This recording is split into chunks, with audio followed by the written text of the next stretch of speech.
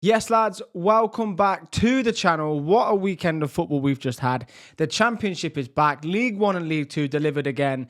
We are so back. Football in full swing. We've got the Premier League coming next week, and then we're fully back to normal.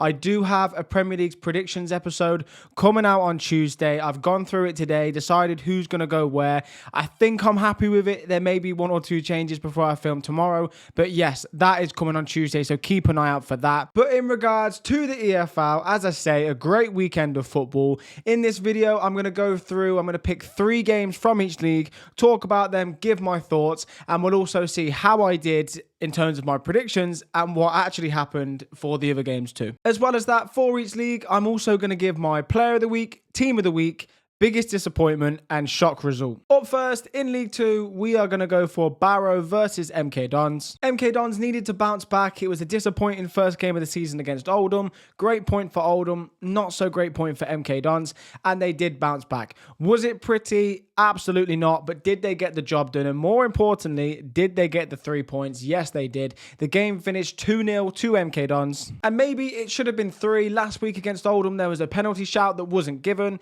This week for MK Dons, it was Hepburn Murphy's goal. First of all, what a bit of skill from Hepburn Murphy to go past the goalkeeper.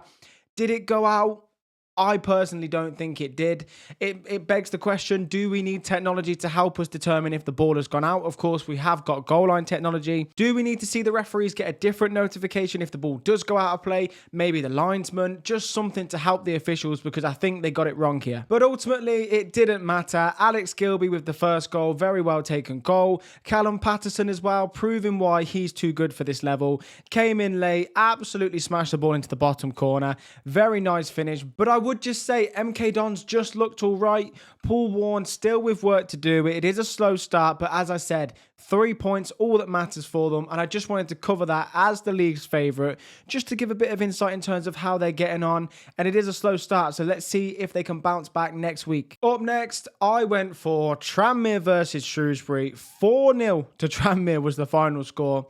And I'm actually going to issue my very first public apology to Tranmere fans, because I've given you no shot on both of these 2 games. Tranmere now sit on 4 points against Colchester, who were going to be up there in terms of the playoffs, and Shrewsbury, who were going to be there or thereabouts, but again, they were in League One last season. So Tranmere, fair play, because this was a demolition job. Lovely move for the first goal. The second goal, however, poor defending from Shrewsbury, couldn't clear their lines, and Tranmere capitalised very well. The game then received its red card, and this did go to Will Boyle. It was a very strange red card for him to receive. I'm not really sure it was a red. I think they've been unlucky there. Would it have affected the game? I don't actually think it would have. I think at 2-0, Tranmere were cruising. But on this occasion, the referee, for me, he got it wrong. It wasn't a red card. I think he could have let play go on. But we'll have to see what people think about that, because it's going to be a subjective one. So let me know, do you think it was a red card? Tranmere then went on to get 2 more goals. Amari Patrick, that's who I said their key player was, and he proved why I was right in that regard. A lovely goal for the first, curled it into the top right corner. As for the second, a lovely bit of run, pace, power, cut it back across the box, and it was a lovely finish as well. Tranmere just took their goals well, played well, overall a great team performance. But for Shrewsbury, if you want to get the playoffs, you cannot put performances in like that. It was a disappointing performance, 4-0 on the day, probably a fair reflection as well. Not one of those games where it could have been 3-0, 2-0, or even 2-1, 2-2. No, this was a 4-0 demolition job. Shrewsbury with a lot of work to do. And finally, my game of the week might even be the best game in the entire EFL this week. I think we all know who I'm talking about. There maybe is one game in League One that can, give this one a run for its money, but no. Grimsby versus Harrogate, 3-3. What a game. Harrogate proving people wrong once again. And don't get me wrong, this is only game week 2. We know this, but a lot of people had them to get relegated, myself included. And so far, they've played up against Bristol Rovers and they've played up against Grimsby. And they've managed to get results. It should have been 6 points from 2 games, but Grimsby with some last-minute heroics to pull the game back. But Harrogate, what a start to the season. Grimsby did fall asleep a little bit in terms of the first goal, and they should have probably defended it a bit better. And it's the same for the second. Grimsby, again, making a mistake. Harrogate getting a second goal, but it's a Grimsby mistake that's given it. But still, they took their chances. It was a very well converted penalty from Taylor. I think as well, Simon Weaver got it perfect in terms of when to introduce new signing Connor McNeely And the finish from him, a very proven striker at this level, showing exactly why they've signed him. And at this point, I was questioning, do Grimsby have enough to go on and now and push for an equaliser, maybe even a winner? And they did go and get their equaliser. They couldn't quite get the winner, but it would have been so harsh on Harrogate, who did defend quite well. It's weird to say they conceded 3 goals, but they did defend quite well. But obviously they didn't hold on. It finished 3-3. Nonetheless, a great point for Harrogate, and also a great point for Grimsby as well, because they proved they can go away from home and show a bit of tenacity, come back, get the win. And that is exactly what the fans would want to see this season. Harrogate showing they're here to fight, they're here to stay up. Grimsby iron out a few mistakes, but they to me look like they could certainly be a playoff team. So both teams, great start to the season. They'll both be happy with the point at the end of the day. Maybe Grimsby fans going into it wouldn't have been as happy, but overall, you've got to be happy with that comeback. And yeah, what a game of football. Thoroughly enjoyable. League 2 player of the week, it's going to be Amari Patrick. Tranmere 4, Shrewsbury 0. What a great performance from them as a team, but Amari Patrick in particular. Great goal, great assist, looking like the player I thought he would be, and Tranmere have got themselves a great player. Team of the week, I've gone for Salford. Now, they went away from home and they picked up the win up against Notts County. Great result for them. They really needed a result after that home defeat to Crewe, who, by the way, Crewe, fair play, looking very good this season.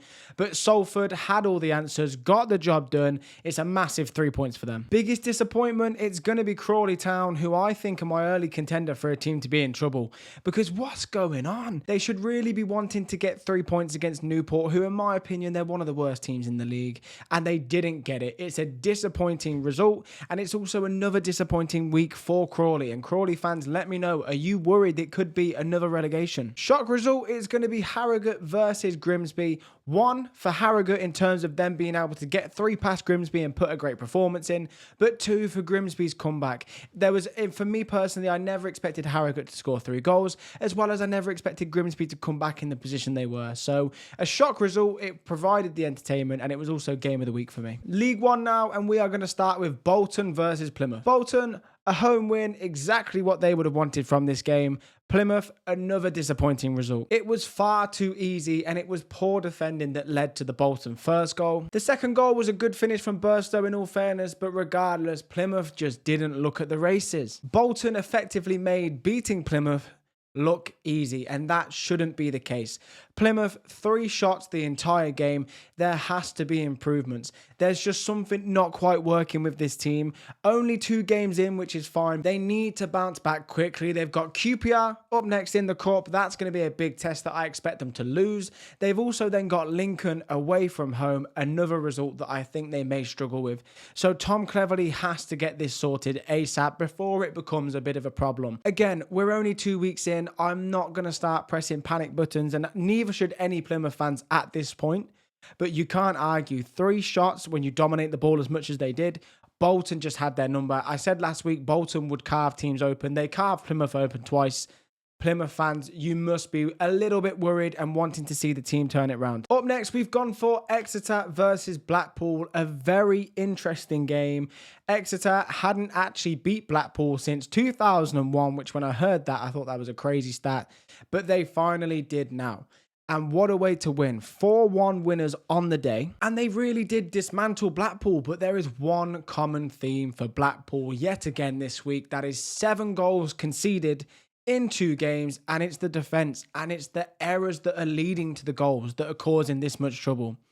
I said in my predictions episode that Steve Bruce's side are going to be very difficult to play against. And they would grind results out. 7 goals in 2 games for a Steve Bruce side in League 1. That should be, the list goes on. Honestly, Blackpool fans, let me know what you think. To me personally, a horrible start to the season. Every manager has their point where they're no longer as effective. I'm fearing for Steve Bruce here. Blackpool fans, get the cabbages out, because it's going to go that way if it keeps going like this. If you don't get the cabbage reference, Villa fans threw a cabbage at Steve Bruce when we wanted him out. Why we did it, I don't know. Does he look like a bit like a cabbage? Just thinking off my head here, maybe. But that is the context there. So get your cabbages out, because it's going to go that way, as I say. This is the worst start possible. And I say that as an Exeter team that realistically, I had them down there. Blackpool should be looking to try and at least get a point from this game. not lose 4-1. Take nothing away from Exeter though. It was a lovely move for that first goal. Very impressive football. We mentioned last week Bailey Peacock-Farrell. Look, I don't want to jump on players, but again, for the second goal, I felt like he could have done better. He just flaps at it a little bit. There's just something not quite there with him as a goalkeeper. There's no confidence, in my opinion, in terms of his defenders. And you just look and you're waiting for him to make a mistake. And at that point, I think you're actually finished as a goalkeeper. I really do, because how do you go back from that? I did think that Blackpool might come back into it, but it just never quite happened. Exeter, fair winners on the day, fair play to them, proving to everyone they are here to stay in this league and make people like me look stupid for putting them near the relegation zone. Long way to go, but good start for Exeter. Up next, we've got the game of the day. I mentioned it in League 2. This one for me was such a good game. It was Barnsley versus Burton. And Barnsley were down and out. They were dead. And it finished 3-2 to Barnsley with a last-minute goal. Scenes at Oakwell, Conor Horahan running down the touchline. I think he even did it when it went 2-2. But yeah, Barnsley, great day for them. First and foremost, though, the penalty. It was a big incident, a big decision. I've seen social media a little bit split on this. For me, it is a 100% a penalty. David McGoldrick, he led with his elbow. You can't go into the man leading with the elbow. If you connect anywhere above the shoulder, if I'm honest, you run the risk. The referee saw it very clearly. It is a definite penalty and it was converted well. As for Burton's second, Murphy Cooper, what are you doing? Why was he so far out of his goal? But nonetheless, still converted well. But it is a mistake, and it nearly cost him, sorry. It nearly cost him, but it didn't. But what was he doing? I'm all for the sweeper keeper, but you've got to get it right. There's nothing worse than playing football at any level, watching your keeper sprint out of goal thinking, what is he doing? He gets nowhere near the ball and it's an easy goal. Just stay back if you can't get there. Just relax. They'll all come to you, but he didn't. He came out, he got it wrong, and they paid the price. Two good goals, though, from Barnsley. The second one scored by Davis Keller-Dunn as well. I have him down as their key player, and he has started the season, as he did last season, on form, and he is looking like a very good player at this level once again. Very encouraging for Barnsley that they did fight back. As I say, they finished the game 3-2, and who was it that got the final goal? None other than David McGoldrick, making up for giving away the penalty. But listen, this guy, he's a proper striker. He knew exactly where to be, got there at the right time, poacher's finish. Conor Horahan, very pleased to have David McGoldrick with him. I can see why, and I think he's going to have another good season. Is this guy going to be the next Kevin Phillips, scoring goals in the EFL till he's in his 40s?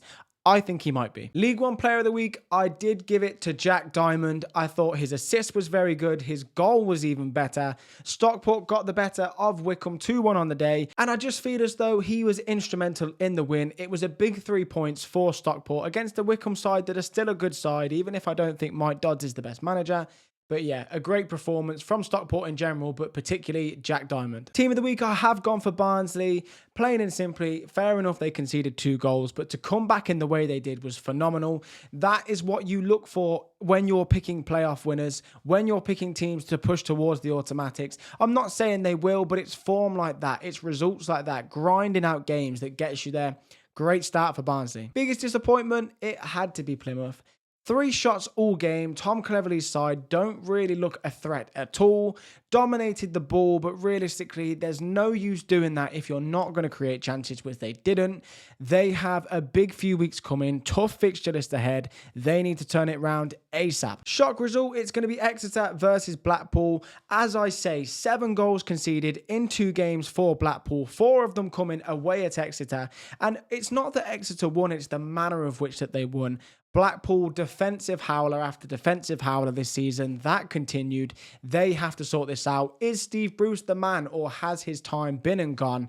We'll have to wait and see. Up first, we have got Birmingham versus Ipswich. Great game. Friday night, it kicked off the championship in a great fashion. 2 good teams, but if I'm going to be honest, if one team looked like they were playing Premier League football last year and one team looked like they were a League One team last year, I would swap it round because Birmingham looked like the Premier League team and Ipswich looked like the League One team. Now, Birmingham play very nice football. I'm a big fan of their manager. I just think the way that they build up from the back and bring players into play is fantastic. And that's all credit from a Villa fan. Genuinely, I was very impressed with the level of football that they played. The lineups to me were very interesting from the start. Beadle not in goal and Allsop in goal was one of the decisions that made me question, okay, how is this going to go? A bit confusing as to why he isn't starting. Maybe they just need a bit of time to settle him in and he will be playing. But Allsop as number one, how far can you get with him in goal? I'm not 100% sure. Surely Beadle has to come in at some point. But yeah, I mentioned there was a lot to talk about on this one. And the first incident was Kyogo. Referee, what are you on? I believe he gave something like 16 fouls in the first 20 minutes or something like that. A really stop-start game. And the pick of the bunch was the Kyogo goal. So it was, first of all, a great finish, very composed from Kyogo. But what is the referee seeing there? If that is a foul in today's game, the game is softer than we ever thought it was. Because all he's done is just lean slightly on his man. I think it was Jacob Greaves. Lean slightly on him just to shift away a little bit. And the referee has called a foul. And I think defenders are too protected in terms of fouls anyway. It annoys me so much when a defender's running towards goal. The attacking player just closes him down and the defender feels the slightest bit of contact and goes down. It's soft football. It's not the kind of football we want to see. And it disallowed a perfectly fine goal in my opinion. We mentioned Kyogo. I just want to touch on his movement and his general play. What a signing that could look to be. He looks fantastic. He looks sharp. He looks up for it. Birmingham might have got themselves a real gem there. It was a lovely bit of play from Kyogo and a great effort that came back off the post. Who does it fall to? 7 yards out from goal. Open goal practically. Jay Stansfield. And he simply had to score. He couldn't miss, and he nearly did, in all fairness. He nearly put it over the bar, but it was a good finish in terms of just getting the ball in the back of the net, enough power. But boy, did he need that goal. And you could just feel a little bit of a weight off the shoulders for him. Listen, Kyogo, he's the man that made the goal. Really, Jay Stansfield put it away, but what will that do for his confidence? It will send it sky high, which is exactly where Birmingham need it to be. They need him firing. I think it was pretty telling that they did go for Chuba Akpom, or at least there's a bid involved for Akpom. That shows me that are they fully satisfied with Stansfield? We'll have to see on that. It doesn't look like they are. It doesn't look like they are. But a goal like that will do wonders for his confidence. And Ipswich offered nothing. They were very poor. It was a very disappointing game from their point of view. And obviously, they got very lucky with the penalty. A header back onto Lyndon Dykes' arm. I am not having any of this nonsense that it's not a penalty. In today's law and how the law is perceived today, it is a penalty. His arm's in an unnatural position, raised slightly higher. The ball was going back across the box. It's a handball every day of the week. But this is the Championship, and Ipswich got the leveller at the death, and the ground turned into a very toxic place. We saw the Birmingham fan come to the pitch and try and push the players like the sausage that he is. And also credit to Ashley Young for managing to rattle the entire ground. So yeah, as a Villa fan, that was nice to see, of course. But if you're a Birmingham fan, disappointed to not get all 3 points. Up next, I went for Southampton versus Wrexham. I wasn't going to pick this game until the end of the game. And Southampton, from 1-0 down in the 92nd minute, turned it round to win 2-1. What an end to the game. Again, Birmingham and Wrexham, welcome back to the Championship for Birmingham. Wrexham, welcome to the Championship. Listen, this is why it's one of the best leagues in the world, because you get results like this. And it was such a big blow for Wrexham, who again probably deserved all 3 points. I was very interested when it came to Southampton's shape. So in pre-season, I'd noticed that they'd played a back four, and that's what I was expecting. And then the first game of the season, they play a back three. And it was just a little bit confusing, if I'm honest, because why play the back four in pre-season to then switch to the back five? And in the back five, they did look a little bit shaky. The balls through the 3 centre-backs were just there to be done. And the amount of times that Wrexham did get in or have chances because of the shape not quite looking right. So I'm going to be interested to see if they make any changes there, and Will Still. It was a very interesting move from him, let's just say that. Again, another penalty decision that is being spoken about. Ronnie Edwards, what were you doing? The fact he even tried to protest it was crazy. Clear push in the back is a penalty all day long. You can't put your hand on a player in that position with the force he did and not expect to see a penalty. So any fans that are saying that wasn't a penalty, come on, have a word with yourself, because it clearly is. But it didn't matter anyway, and there's one man that really put an end to that, and that is Ryan Manning. What a sub from Will Still. Came on, unbelievable free kick, great effort, right in the top corner. And then for the second goal, Jack Stevens, wearing the captain's armband, lifted the roof off the place. Ryan Manning, first and foremost, did so well to get it back across goal. A little bit of a scramble in the middle, but it fell to Stevens. And like a true centre-back, no composure, just got his foot to it. It nearly went over the bar, but it got it into the net. And the whole Southampton end, it looked fantastic. Great result for them. They'll just be happy to get 3 points. Wrexham, I put them so low down in my prediction series. I don't think they'll get top half. They proved to me, though, that they do look a bit deadly, especially Josh Windass. He might go down as the key player, and if they are going to get top half, he might be at the forefront of it. Finally, game of the week for the Championship. It is Sheffield United 1, Bristol City 4. Who saw that coming? Not me. What a performance from Bristol City. And now let me tell you, in this first half, I genuinely thought Sheffield United looked quite good. I've got them to finish just outside the playoffs. I'm expecting a bit of a fall off. I expect Gus Hamer to go as well. But they looked all right. They looked quite good. And genuinely, I thought they were going to go on and win the game. Callum O'Hare was the pick of the bunch in terms of looking sharp, and he did really well for the Sheffield United goal. A lovely little reverse pass outside the foot, exactly why they signed him. He did it all the time for Coventry, and he's now looking to try and do it for Sheffield United and really cement his first team slot in the team, which wasn't there after he moved from Coventry. But this is all about Bristol City. And when I say Bristol City, I also mean one man in particular, Scott Twine. I had him down as my player of the season for Bristol this year. That's what my prediction is. I did say he has to improve on his goals and assists. He got 8 last season. 3 goals and assists already this season. What a start for him. And what a free kick it was as well. Unbelievable. We know he can take them. We know he does that. But he just to do it on the first game of the season, away from home, when you are the underdogs, fair play. What a free kick. As I say, Sheffield United looked so good up until halftime. To concede so quickly after halftime was killer for them. Sheffield United were caught trying to play out from the back at times. It was a little bit disappointing in that regard. Again, if you're already losing and you've had it a few times, you've got away with it and you keep trying it, I know some managers will push to keep going and keep going. But as I say, if you can't play out from the back and you're struggling to do so, don't take the risk. They got caught out from it. Overall, Sheffield United, a bit disappointing. It wasn't a 4-1 game. I'll give you that. It really wasn't. There were chances for them to score a few goals in the first half. But Bristol City came here as the underdogs and they went away with a 4-1 win, thoroughly deserved. It was the game of the day. It was very exciting. And Sheffield United with a lot of work to do going into game week 2. Championship player of the week, I am going to go for, of course, Scott Twine. 2 goals and an assist. Great start to life for him in the Championship this season. 8 goals and assists last season, as I say. He now needs to improve on it. 3 already. Is he going to be Bristol's key player? I predicted him to be so, and I'm expecting him to keep this form going. Team of the week, I've gone for Birmingham. They played some lovely football against Ipswich, and to make Ipswich look like they did is very impressive. I think they'll be fine this season. They might even be pushing towards the top 2, annoyingly. But Birmingham, my team of the week this week. Great performance. They'll be looking to build on that in game week 2. Biggest disappointment, I've gone for Coventry City. 0-0, so overall, not the end of the world, still a clean sheet, but up against a Hull side that I think are really going to struggle this season, and they should have got more from the game. Unlucky at times, I think they hit the post, but it doesn't matter. They should have put them away. There was a lot of hype at the CBS Arena as well that they do so well at. Disappointing start for them. Again, I said their attackers were going to be their weakness. They didn't score enough goals. Will Frank Lampard pull the trigger, get a striker in? Will we see Sims go out? Asante? Whatever happens, I think he needs a striker and he needs to act quickly. There's not long left in this window. Shock result, I've already spoken on them. It's Bristol City. How could it not be? As I say, underdogs, 4-1 winners away from home against Sheffield United that many have got tipped for the playoffs. Great result for Bristol City. Have we all written them off a bit early? Are they going to be back in the playoffs? it was certainly a good enough start to prove that they could be. Long way to go, of course, but very exciting times for Bristol City. Thank you so much for watching. That is the EFL review, episode 2.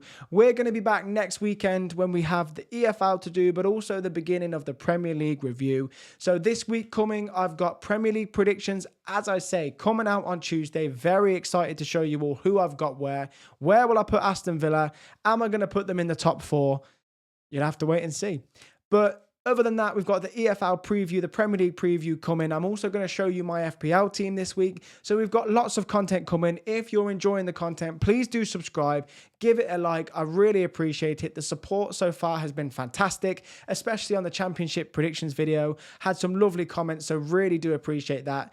Listen, we're here all season. We're not going anywhere. Loads more content to come. Some stuff I want to keep to myself for now that's going to be coming out in the next few months. But thank you so much. Yeah, I'll see you on the next one.